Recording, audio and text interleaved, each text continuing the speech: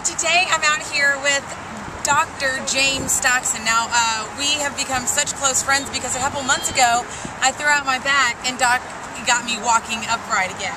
And that's when we started talking about the mechanics of how the foot works and how that relates to everything. And now we're out here today, and you've been running barefoot for how long now? About 6 weeks. Okay, and why are you running barefoot? Well, because if you look at the way we train without any type of binding devices on our elbows. We don't put anything on our wrists, and we don't put any braces on our knees. When we bench press, it's free movement. We have to have free movement. We have the maximum development from the muscles.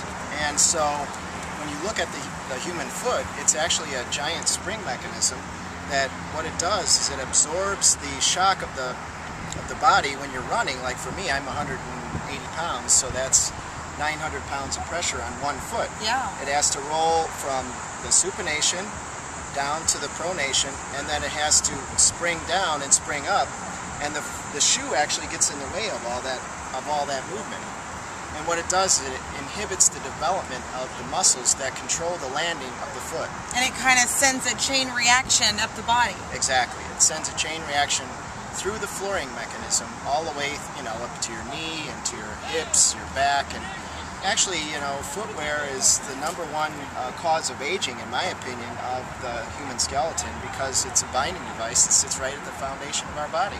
And I had forgotten, you reminded me that half the bones in our body are in our foot. Right, we have 51 different joints, 26 bones. So when the foot lands, it has those 51 joints that are impact points to absorb all that weight and to transfer all that force of 900 pounds of pressure across 51 different impact points to kind of spread out the impact of the force amongst all those joints.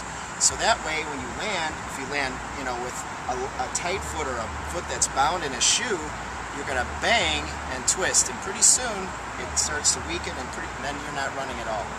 Now, I know Nike's coming out with them. I've got some Vibram 5 fingers, and you're running barefoot. Right. Now, the deal, part of my understanding of the problem with the athletic shoes is there's so much cushion that we are landing on our heel when we run because we can. Right. When you look at the structure of the foot has a suspension system that has muscles that attach on the front portion of the foot. And so when the foot lands, when you barefoot run, you're supposed to land on the midfoot or the forefoot and then spring off of the suspension system. Okay. Yeah. When you land on the heel, you actually land and it goes, the forces go right through the bones and it goes right up into your body. Now I'll have arguments with heel landers versus forefoot landers, and they say, or midfoot landers, and they say, well, I'll take some force up. But, and you're looking at 3.6 million steps per year, 36 million in 10 years, and if you're running a marathon, it's 1,000 steps per 1 mile. That's a lot of impacts, and pretty soon even subtle abnormal mechanics can throw the body off quite a bit. Does that shorten your stride? Actually, what happens is that when you run barefoot, your body will tell you when your stride is too long. Oh, okay. Yeah. And also what happens is that you get such a powerful development of your spring mechanism, it actually strengthens it to make up for the loss of the stride length. You're getting more efficiency from the spring mechanism being stronger. So in the long run, it's better for you. That is so cool. So, Doc, you have a book coming out, and what's it called? And it's all about this. So if you want more information, Well, the book is coming out next year. It's called The Spring is the Thing. It's been 5 years in the making. That sounds like a song. The Spring is the Thing, right? And then that one's for the general population, athletes, and then there's a second book that's coming out called The Amazing Human Spring, Supercharge Your Human Spring, which is about plyometrics, jump training, and barefoot running. Okay. And the final book is Natural Running, which is actually about barefoot running, because wearing shoes to me is unnatural. I think people who wear shoes when they run, I think they're crazy. I don't know, why would you ever bind your feet when you're running?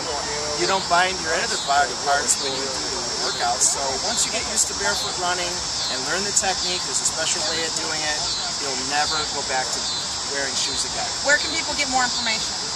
You can just Google me, James Stoxen, James Stoxen. There's all kinds of videos on YouTube, lectures that I've given in Japan, China, different places that you can watch, and There's also transcripts of all the lectures that I have given right on, on the site. Those sites. Fantastic.